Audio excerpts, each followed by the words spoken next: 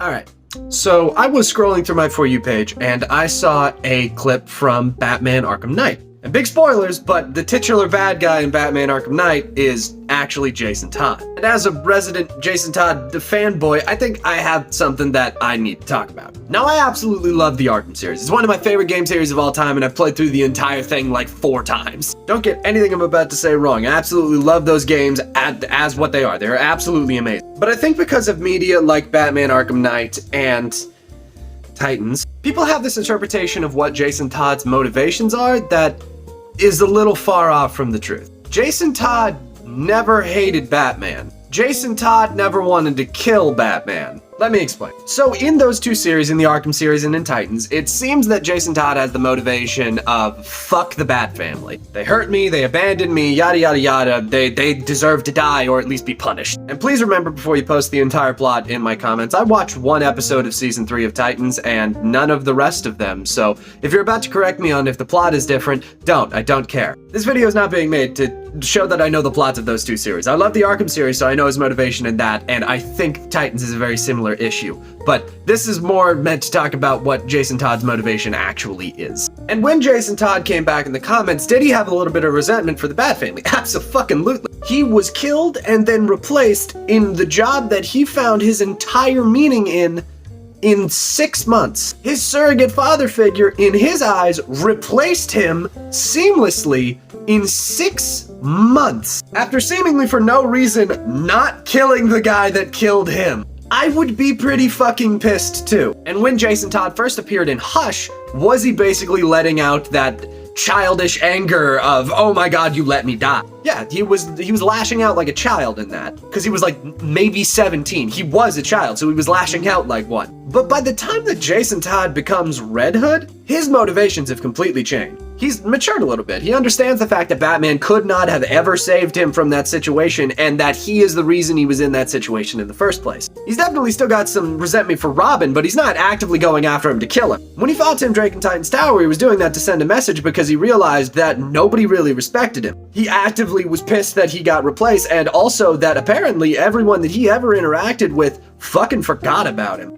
But when Jason Todd is Red Hood, his motivation is more of a moral mission. His motivation is that crime cannot be stopped, it can only be controlled. He sees Batman's ideology as flawed and sets out to do what he is doing in the way it might work. Kill the ones that can't be stopped, but control the ones that can. If you're the one with all the cards, they'll never get out of hand. So yeah, give my boy Jason some respect. He has a little bit more motivation than just, you hurt me. Thank you for coming to my fucking TED Talk. Okay, I was about to get to work, but then I saw this comment and I need to talk about this. This is absolutely nothing against you. You're so fucking close. So the thing about Red Hood is that people always seem to think that he wants to just kill crime. You can't beat crime by beating it up. You can only kill enough that people will stop doing it out of fear. Cure it with ammunition, like this commenter said. Which is, it's close, but that's closer to the Punisher than Jason Todd. Modern Jason Todd? Excuse me, semi-modern Jason Todd? He's not using guns in the comics right now because for some fucking...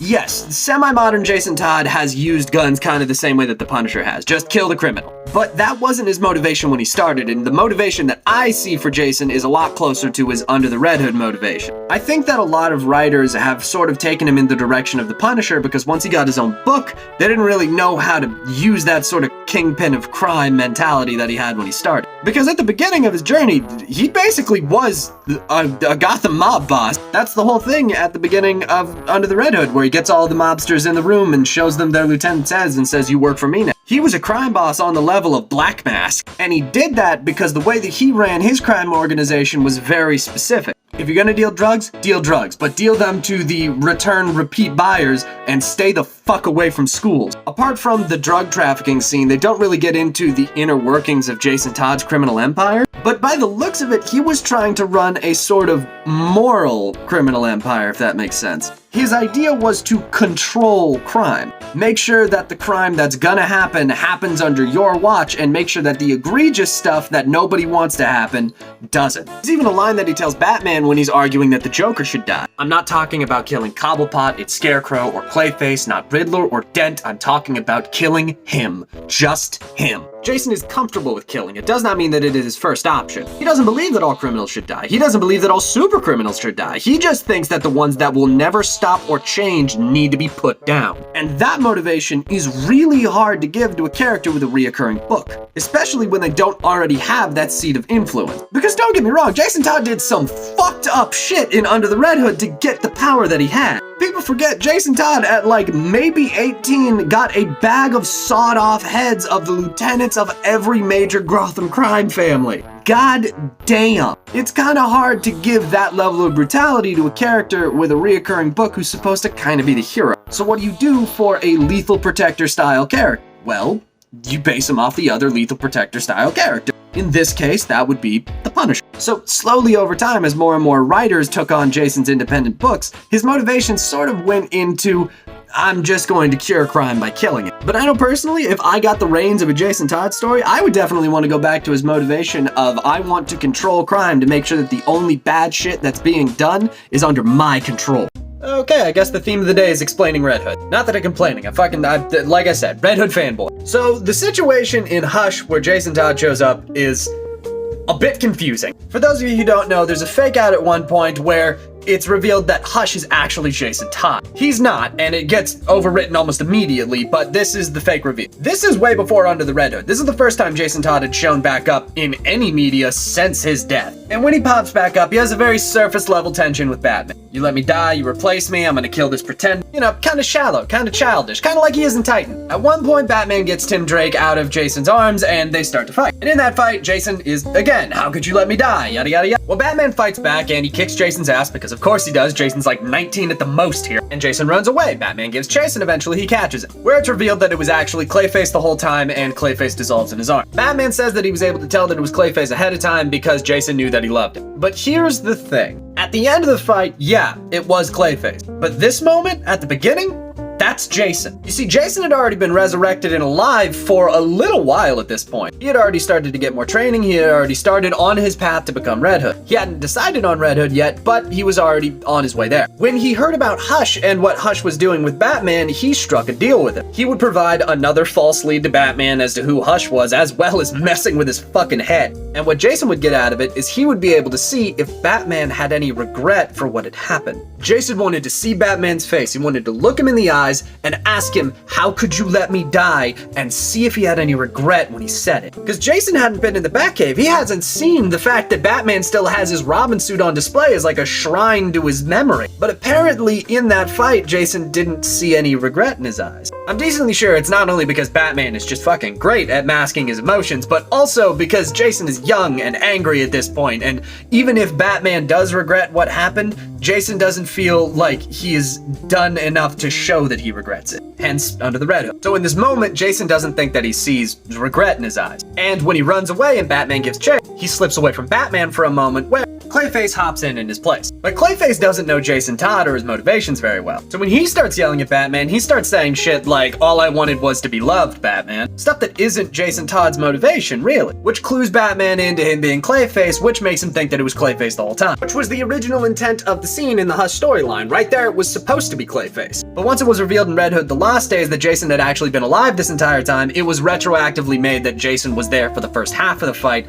and then the back half of the fight, it was switched out for Clayface. Here's some things you should know if you want to be a content creator. I'm gonna jump in here because he goes on to say that he traded his 9-to-5. I'm also gonna jump in here. Go back and watch those original 2 videos. They're talking about being a content creator as a job. And I'd like to throw in my 2 cents as a content creator who is a full-time student and actively entering the workforce. My one piece of advice for anybody who's doing this, do something that you love. Don't do something that's popular, because if you do something that's popular, the amount of work that you have to put into this, you will get burnt out of that popular thing so fast. Comics are my outlet. It's the thing that I've loved since I was a little kid. And because of that, it allows me to make the content that I do at the frequent pace that I do to be able to support myself. And even then, I still classify myself as a broke college student because, yeah, I am. The Creator Fund is a fucking joke when it comes to actually paying their creator. Most of my income comes from is either Patreon or Teespring or YouTube. By the way, go check out my YouTube. I post a bunch of compilations of it. But to be able to make effective money through those avenues, you need to have the time and dedication to be able to pour into those things. I'm very upfront about the fact that I don't post nearly as much as most of my contemporaries, and even as much as I used to when I started doing that. And the only reason I'm able to get away with that is that I am still a student. I'm still young. I have my parents to rely on, and I'm still in student housing and everything. But now as someone who is currently unemployed and entering the workforce to actually be able to, support myself, I have to take into consideration how much content I want to put out. Because yeah, currently, this is my only stable form of income. And for it to pay like a job, you need to actually treat it like a job. Now don't mistake me for saying that this feels like a job. I fucking love all of this. I enjoy the community that I built. I enjoy being able to express my passions to a bunch of people that genuinely seem to care. But no, my plan was never to get popular on this. And in my opinion, personally, anybody who sets out to be a creator with the express intention of becoming famous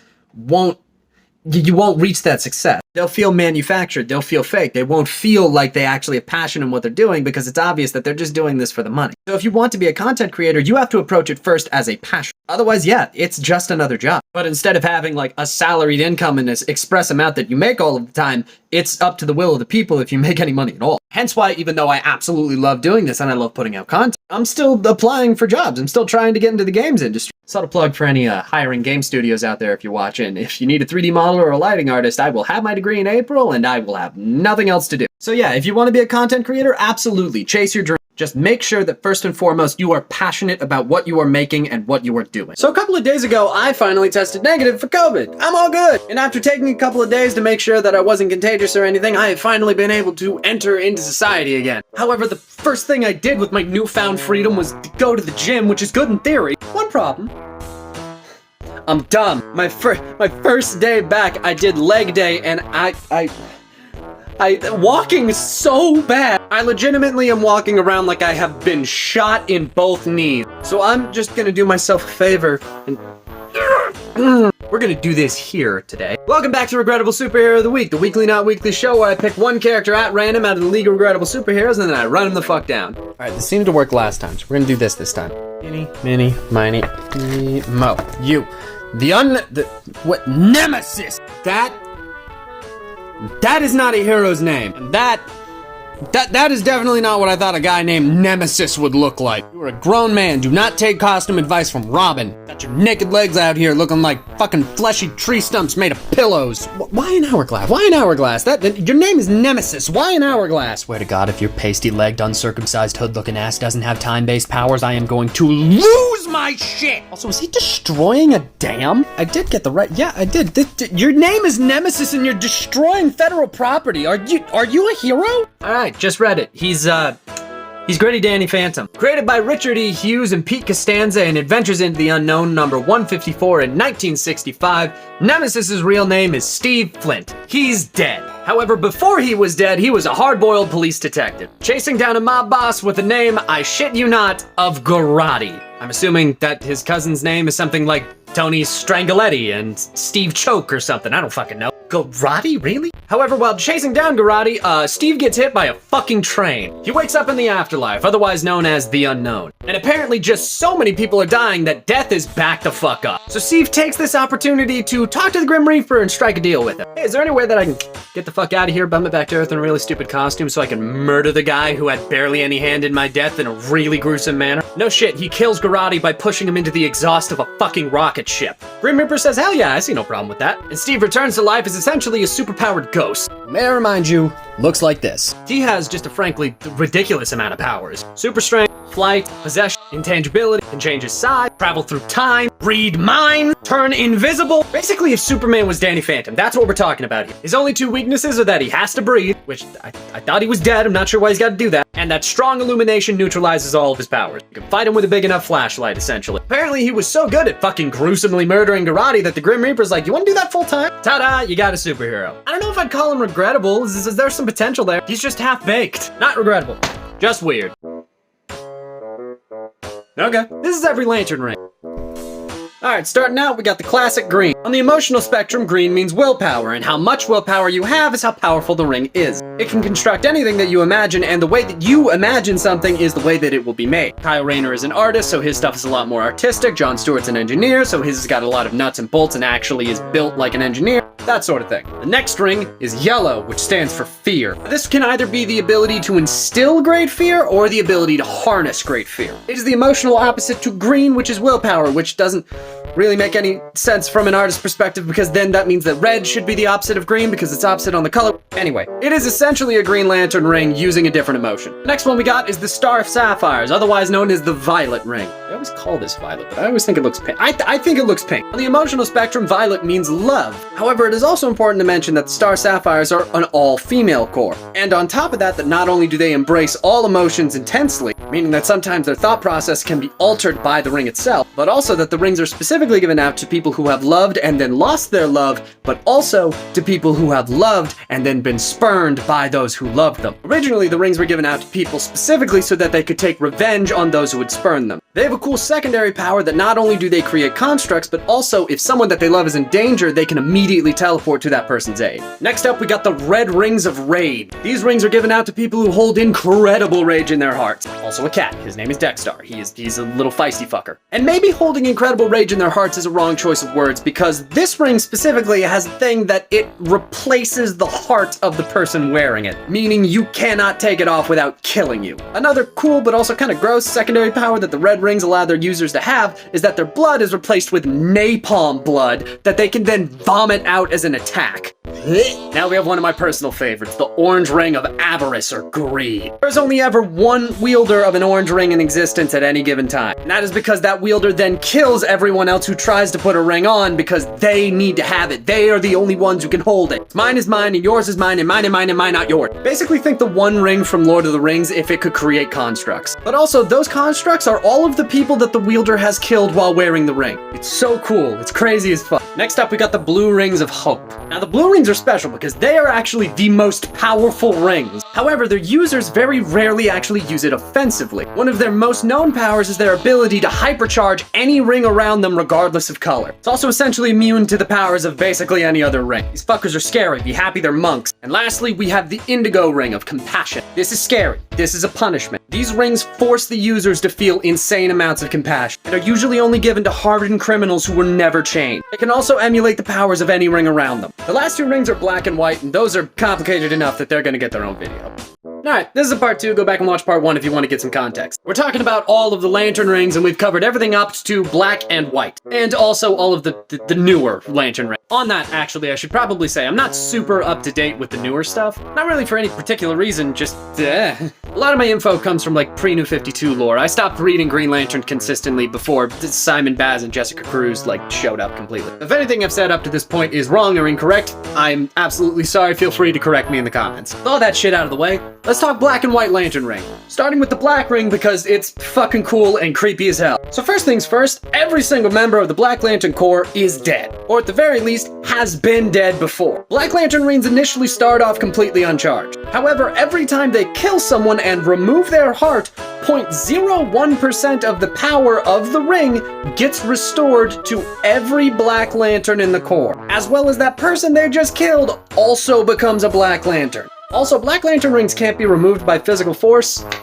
because they literally sprout roots into their wielder. Black tendrils literally go into the body to make it so you cannot take this off. The only thing that can remove you from the Corps if you become a Black Lantern, aka you died and got a ring put on you, or you have died before and come back to life, and then you got a ring put on you and slowly transition into being a corpse again, is to be purified by a White Lantern ring. Which, speaking of which, let's talk about the White Lantern. So usually there is only one White Lantern in existence at any given time, but the ring can duplicate itself to purify multiple Black Lanterns. However, once the threat of the Black Lanterns is reduced down to a reasonable level, all of the other members of the Corps are immediately fired save for one. White Lanterns are the rings of life, meaning that they get their charge from you living a full life. Pre-New 52, the White Lanterns were controlled by an entity very similar to Parallax. However, it was the entity of life and therefore had a kind of grand plan for stuff. It was basically a god. However, post-New 52, the White Lantern is something completely different. The White Lantern post-New 52 is a being that has mastered all 7 lantern colors. Not just put on all the rings. If you put on all the rings, that's basically going to turn you into something that's like a gray lantern and nobody can maintain that. that. But if you master every color of the emotional spectrum one by one, you will become the White Lantern. They're essentially the fucking Avatar. And because of that, they can have any power of any ring at any given time. The White and Black Lantern rings are complex and complicated, so I haven't even touched on the surface of most of it, so go and do some research on them if you're interested. There's also been some newer lantern colors that have been introduced. There's Ultraviolet, which emotion is self-hatred. There's Gold Lanterns in the 31st century that get their emotional power from joy. There's the Phantom Ring that changes its emotional color alignment whenever the wielder feels any sense of that emotion, as well as manipulating the user's personality to fit within that emotional core. There's a lot. Lantern lore is crazy. And no, I will not explain those last three further because I don't have the knowledge of them. There's also my favorite lantern, Alan Scott's Green Lantern. This isn't connected to the other Green Lanterns and is magic.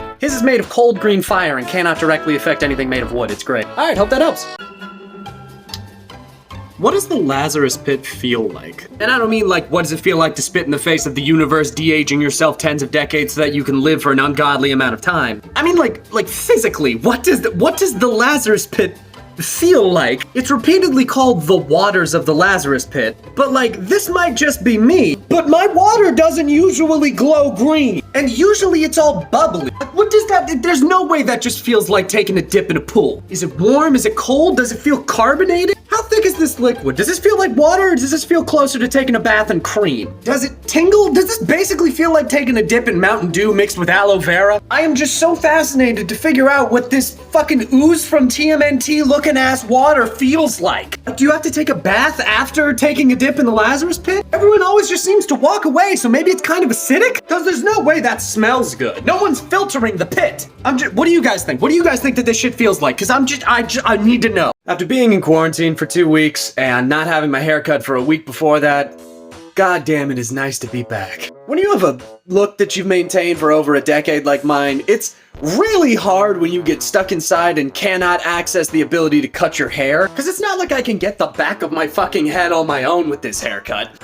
It's so nice to just be back. Anyways, welcome back to Regrettable Superhero of the Week, the weekly not weekly show where I pick one character out of the League of Regrettable Superheroes at random and then I run them the fuck down. Tried and true method, let's see someone we have not seen before. Any, mini, miny, you. Blackhawk! Specifically the new look Blackhawk. Oh boy, we are looking at a team today. Specifically the Blackhawks, which consists of the Leaper, the Weapons Master, the Listener, the Golden Centurion, French, and Dr. Hand. Or by their much, much better names, Olaf, Hetty, Chuck, Stan, Andre, and Chop Chop. Imagine being on a superhero team and you get handed your costume and it's literally a fucking suit covered in ears. This feels like great value Suicide Squad. Okay, so as some DC comic fans would know, the Blackhawks are a pre-existing group of characters. Actually, a pretty famous pre-existing group of characters. They were a group of fighter pilots that sprung up during World War II. They had 2 separate comic books that they starred in, which is huge for the golden age of comics. They had their own radio show, they had a movie serial. They were hot shit! But right around the 1960s, they ran into a pretty specific problem. People were starting to get bored of seeing them constantly fight the same World War II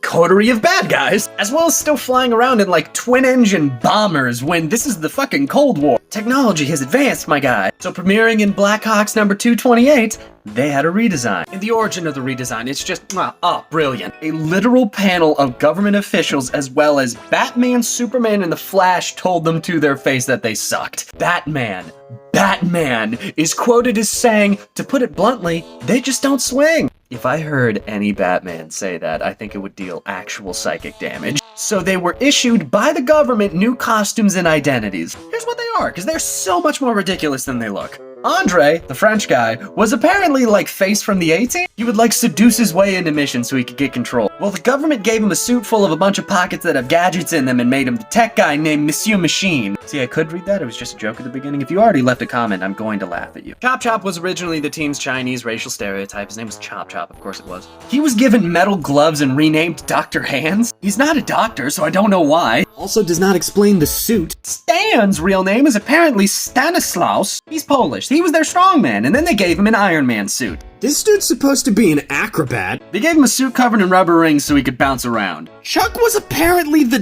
demolitions expert. So obviously they turned him into the communications guy. Wearing that, Hendy used to be the team sharpshooter. So they just made him the weapons guy. I need a part 2. There's way more. Okay, I never do this, but this is a short part 2 for my regrettable superhero of the week, because there was just way too much to cover with the Blackhawks team. If you want the context to understand this, go back and watch part 1. Here's a couple of the things that I did not have time to mention. First of all, apparently this dude is an actual character. His name is Blackhawk, and he's the leader of the team. You wanna know what he was reassigned as?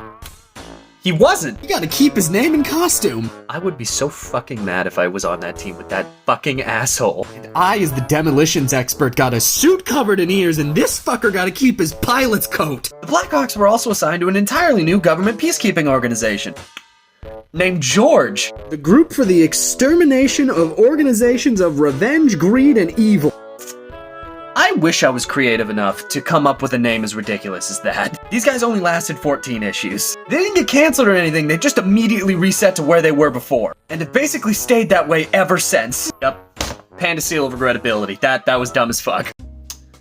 Have I ever mentioned how it's kind of weird being a comics creator now? Not as like a general thing, but just like for me specific. Growing up, I used to read a bunch of comics on my own. I used to go to the library and rent them all the time, and I watched a bunch of YouTube. A question I get now all the time is how do I know so much? How did I get the knowledge that I do? And a lot of the time my answer is I watch YouTube videos. I watch explanations of these huge stories, and it informs me and it makes me a bigger fan. And one of the weirdest parts about being a creator in the comic book sphere now is that, like, sometimes I run into those guys now, and actually one of them I want to recommend to you guys today. This is Comic Drake. He recently joined on to TikTok, but he's been on YouTube for quite a while now. He's something of what I would call a comic book historian. A lot of his videos are these large-scale breakdowns of characters and storylines that I just wouldn't have found out about otherwise. I'm actually planning on doing a skit soon based off of one of his more recent videos about Shazam and his history with DC Comics. If you think you know the story, you don't. I promise you, you don't. There's so much in that video that I had never fucking heard about before. Including the fact that the Flashpoint version of Shazam is actually a lot closer to his original comic book intention. Yeah, the version of Shazam where each member of the Marvel family actually has a different aspect of the power and then combines to become a combined Captain Thunder. Yeah, that's a lot closer to the original intention than you would think. But yeah, if you guys are fans of the sort of large-scale breakdowns of characters and storylines, go and give Comic Drake a watch, guys. His videos are insanely interesting. I've watched them a ton over the years. I've gotten a lot of my information from him specifically. Hell, comment on his most recent video that Panda Red sent you. And watch out for my next skit, because this is going to lend a lot of context to it and show you that I'm not making this shit up. Do I have an entire stack of graphic novels on my shelf, none of which I have fucking read? Yes, I do. Did that stop me from using some of my very scarce time off to go to the library and pick up an entire stack of books that I plan to read tonight instead of going through some of that pile? Look, listen, I was talking to Comic Drake the other day, and he's doing a video on Miracle Man by Alan Moore, and I realized I hadn't read Miracle Man by Alan Moore yet, so I went and picked those up, and I'm planning to read them both tonight. It's really good. It seems grimdark, which is kind of like my bread and fucking butter. There's no defending this. I need to read through that pile and some. It's not even like Miracle Man was the only books I picked up. I also picked up Volume 1 of League of Extraordinary Gentlemen because I saw a video on it on YouTube that I wanted to read through it. Read the books you own before you pick up more is essentially the moral of this story. Anyway, welcome back to Regrettable Superhero of the Week, the weekly not weekly show where I pick one character at random out of the League of Regrettable Superheroes and then I run them the fuck down. Get out of here. All right, Eeny, Minnie, Miny, you. Who are you? Is it Super Ombre? You have got to be kidding. I promise I didn't set that up. How is that even fucking possible? I'm gonna be real with you. I prefer Super Ombre. This man's is so pasty that I am 100% unsure if those are just white leggings or if he is not wearing pants. I'm assuming it was miscolored because he's red here. Or sometimes he just doesn't wear pants because he's not wearing pants here either. Okay, so this video doesn't really have a ton to do with Miracle Man. It's going to be more of a history lesson. So let me just do a quick breakdown of the Miracle Man character so we can get into that. This is going to be complicated. Miracle Man was created by a man named Mick Anglo and is actually a recreation of a character that he had created earlier, a Spanish character named Super Hombre. Super Hombre is actually a recreation of an earlier character that Anglo had created named Marvel Man. Marvel Man is actually a recreation of Fawcett Comics' Captain Marvel, which the company company that Anglo worked for originally had the publishing rights for in England. Are you confused yet? Good! Into the history lesson. When the character of Captain Marvel was distributed under Fawcett Comics, a company by the name of L. Miller & Son had the publishing rights for it in the UK. Essentially, they just did reprints of Captain Marvel for UK audiences. However, in 1953, when DC finally successfully sued Captain Marvel out of fucking existence, L. Miller & Son was left without their most popular character. Because if you didn't know this already, while Fawcett Comics was distributing Captain Marvel in the Marvel family, they were more popular than Superman. Anyway, left without their most popular character, Mick Anglo stepped up to the plate and created a character by the name of Marvel Man. Ironically, years later, this character is actually the one that would end up getting revitalized as Miracle Man. Anyway, Marvel Man was essentially Captain Marvel. Instead of saying Shazam, he said Kimoda. It's atomic backwards. Finding a winning formula, Anglo then did this several more times. First creating a short-lived character by the name of Captain Universe. No, not that one. There you go, much better. Ironically, this one would then later show up in League of Extraordinary Gentlemen, which I also talked about earlier. What the fuck is... He then later created Super Hombre for Spanish-speaking markets, which was then remade in English as Miracle Man. So now that Peacemaker has ended, there's something about the show that I wanted to talk about. Some minor spoilers for an earlier episode of Peacemaker. I'm not going to talk about the finale here. There's something in the show. So it was a few episodes ago, I don't remember which one, but they made a comment about Batman's Rogues Gallery. And there was a whole bunch of news articles and there's a whole bunch of videos of people pointing out that Batman should just kill his bad guys because that would save people. Peacemaker says some line about how many people has Batman inadvertently killed because he's too much of a pussy to kill the Joker. He's a jackass who wrestles with murderers dressed like clowns and throws them in prison so they can break out of prison and then murder more people. Riddle me this, how many people you think Batman's indirectly murdered by being too much of a candy ass not to kill these fools who clearly need to be smoked once and for all? And that clip was everywhere. There was a bunch of articles about it, there's a bunch of videos about it, everything. And I love Peacemaker, I love James Gunn, I love I love all of it, right?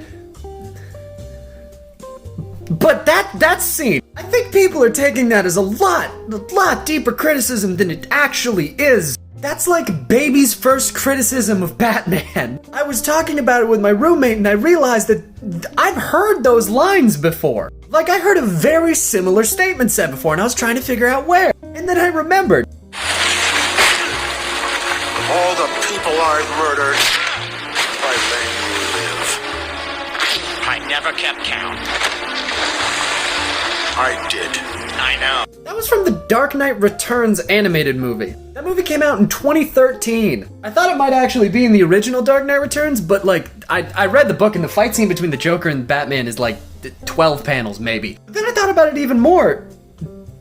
That's like the entirety of Jason Todd's character. Like the whole of the story Under the Red Hood is built around that exact concept. Batman's refusal to kill his villains will result in collateral damage that was not intended. Hell, there's even a line about it!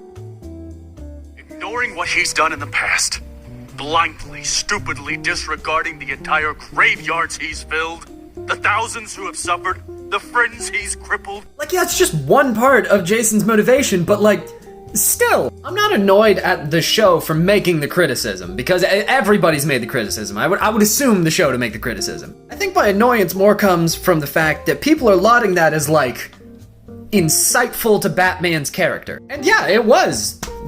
Back when Red Hood came out. It's like making the jokes about him taking on Robins that are 13-year-old kids without pants. Like, yeah, we've heard that joke before. There's still a lot of mileage that can be made out of that joke, but like, it shouldn't be treated as like, oh my god, I can't believe I never thought about that before. I'm sorry, I don't like complaining. It's annoyed me how much I've seen this scene and seen people whiling out about this scene. Anyway, yeah, go watch Peacemaker. It's great. It's lovely. It's an amazing show. It just ended. You can binge the whole thing. It's amazing. Thank you for coming to my TED Talk. Red Talk. I'm gonna start calling these Red Talks. Thank you for coming to my Red Talk. Alright, I have a question. Do you think that the villains know that Jason Todd was the second Robin? It's fairly inconsistent in the comics whether a writer makes it so that the villains know the second Robin's name or not. Sometimes they say the name Jason, sometimes Batman says the name Jason in reference to him. For instance, when he's fighting Clayface in Hush, Batman says the name Jason in reference to the second Robin. As well as the fact that at that point, Clayface is playing Jason Todd for Jason Todd and trying to fool Batman. So did Jason tell him his name, or was it already known? Sometimes the Joker just knows Jason's name and uses it to taunt Bruce. And Yeah, sure, it's been canon in the comics for a while that Joker knows who Bruce Wayne is and just doesn't really fucking care. As well as the fact that the entire reason that Jason died in the first place was because Joker used his literal fucking mother to draw him out in the first place. Meaning that there was basically absolutely no way that the Joker didn't know that Jason Todd was Robin and therefore Bruce Wayne is Batman. But what about the other villains? Because in the comics it's a fairly inconsistent point of reference if they know or not. Which, I mean, it wouldn't really be a big thing if it wasn't super easy to find out Batman's secret identity by the Robins that he keeps. Every single one of the Robins has either been adopted by or had a very close relationship with Bruce Wayne. So if you find one of them out, you basically find all of them out. But also, I mean, there's been bigger leaps in logic in comics as to why people don't know the secret identities of superheroes. And wouldn't it be a more compelling story if, out of respect for Batman, the villains didn't reveal the secret identity of Robin to the public? Even if all of them internally knew who Robin was because of his death? I don't know. I find it hard to find a preference in this case. What do you guys think? Everybody's canon's different. So in your guys' personal canon, do the villains know that Jason Todd was the second Robin? This video's too long for a stitch, so go ahead and leave it in the comments.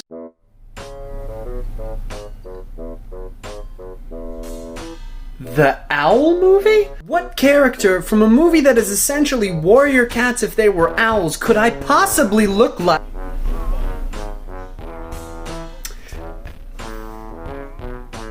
Man, fuck y'all. Welcome back to Regrettable Superhero of the Week, the weekly, non-weekly show where I take one character at random out of the League of Regrettable Superheroes and then I run him the fuck down. Eeny, miny, miny, you. Lady Satan? This hero's name is Lady Satan? Is that Dr. Evil? No, hold on, that's Professor Ivan. No, wait, that's Dr. Savannah. Whoever the fuck he is, he's about to get fucking shanked. Alright, Miss Satan. Lady. Can I call you lady? Alright, cool. I just have to ask, quick question. Did you buy that mask from a Party City? Artists is aware that you don't need to draw the elastic band, right? Like, could you imagine if artists actually drew on, like, characters like Green Arrow or Robin, the fucking elastic band that has to hold on their mask? That looks so much funny. Please tell me that doesn't stick. Okay, I'm dubbing it right now. This character is not regrettable. This character's a fucking badass. Lady Satan was created by one George Tuska in December 1941 in Dynamic Comics #1. Lady Satan has no real name. She's the sole survivor of a passenger ship sunk by history's greatest bad guys. You know, the Charlie Chaplin fans who like to cosplay as Adnan Hinkle. Good job, Panda. Really making references for your prime audience there. Really aiming for that huge untapped audience at the crossover of comic book fans and people who have seen the 1940 black and white Charlie Chaplin movie, The Great Dictator. Anyway, literally before Lady Satan is even rescued, she's already vowing revenge. Like, the boat is literally still smoking behind her. She's holding onto a piece of driftwood, waiting to be rescued, and she's already dedicating her life to the destruction of tyrants. You gotta respect the drive. Okay, so there's technically two versions of Lady Satan. Version #1 is my favorite because it's essentially just like assassin. Think if the Inglourious Bastards was just a one-woman death squad. That's her. She's decked out with a garrote, a handgun, she can apparently fly a fighter plane with no problem. All of which she does dressed in a skin-tight red evening gown and a red domino mask. God damn. She even has a fake knife that has a reservoir of fake blood on the inside, so if she ever has to fake her own death, she can do it convincingly. Her main weapon, however, is insanely brutal. Which is even funnier because I don't think that the writer knew it was brutal. It is a gun that shoots clouds of chlorine gas. When Lady Satan fires it, she says, a dose of chlorine won't hurt them. That is a direct quote, while simultaneously taking down an entire room full of people. Jesus Christ. She popped up a few years later and was more of an occult character. Like, she fought mystical forces with magical powers and accursed amulets and that sort of thing. But my personal favorite is Lady Satan, Army of One. Panda, seal of approval, not regrettable. Give this lady her own movie.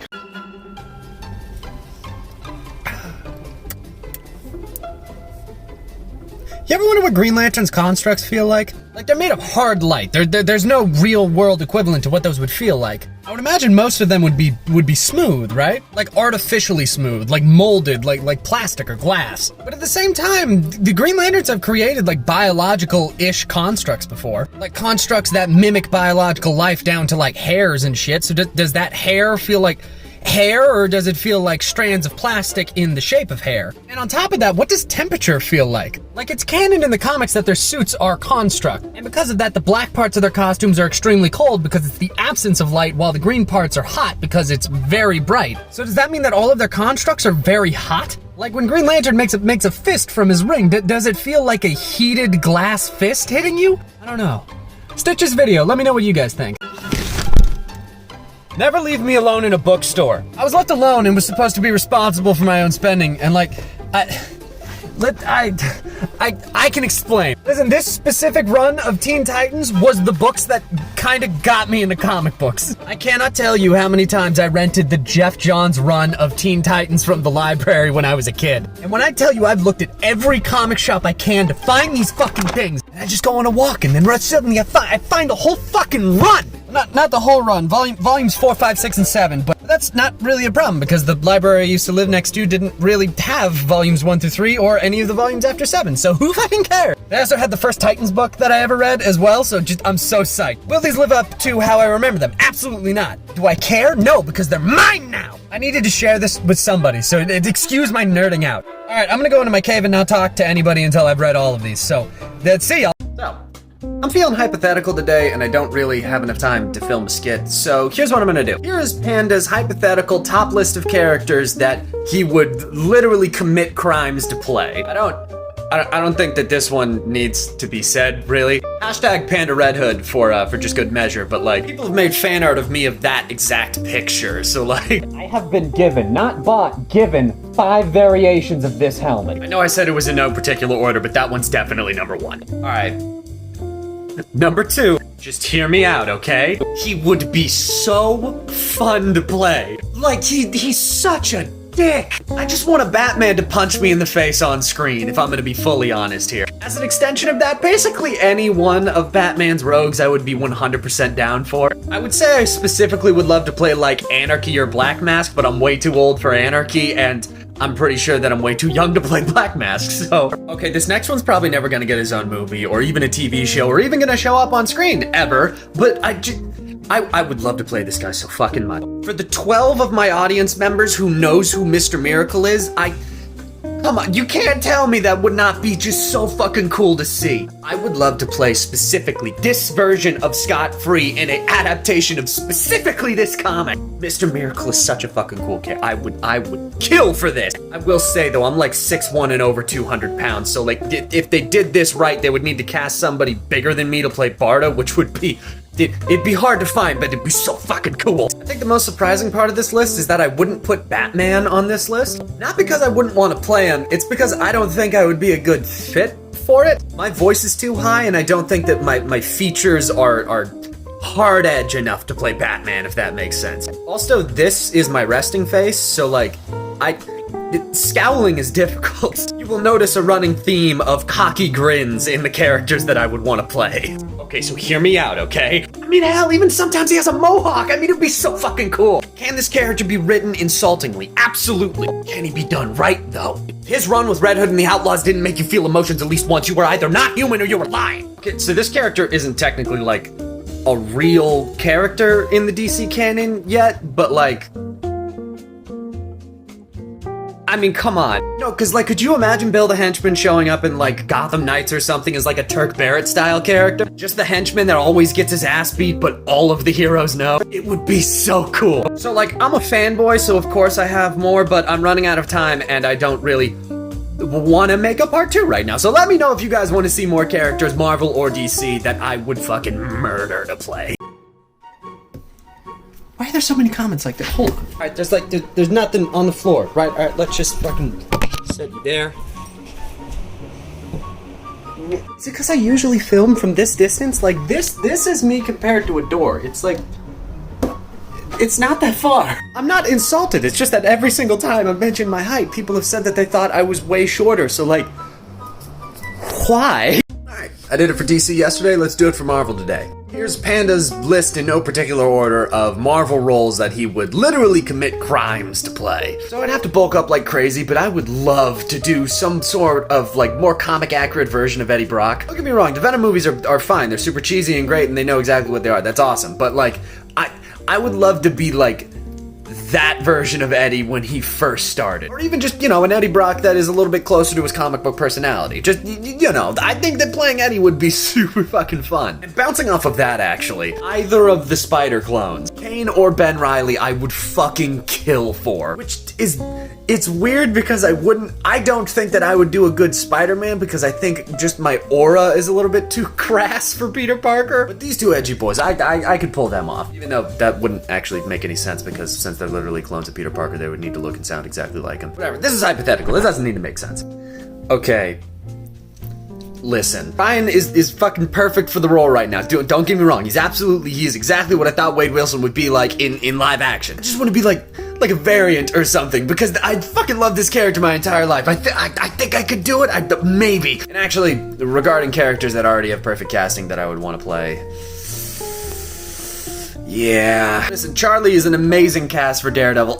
This would be so much fun, right? Especially because, outside of Defenders, we haven't really got the chance to have, quippy Daredevil. Comic book Daredevil usually throws around a lot more quips with, his enemies and stuff, and not just with his friends, and usually not just, snide little sarcastic remarks. I don't know, I think it would be fun to play. Picking Marvel roles is a lot harder because outside of a few specific instances, all of the roles already have people, and they're already really fucking good at it. Somebody actually commented Dakin on my last post, so let me explain about that one. I can see why people would want me to play him. Big tatted up dude with a mohawk from Japan. I mean, I can see it, I get it. However, unlike me, Dakin is canonically half Japanese, so I would definitely want him to be played by someone who, is actually Japanese. Especially considering Marvel's casting history, it's probably better to actually stick within the range of the character instead of, just choosing something different.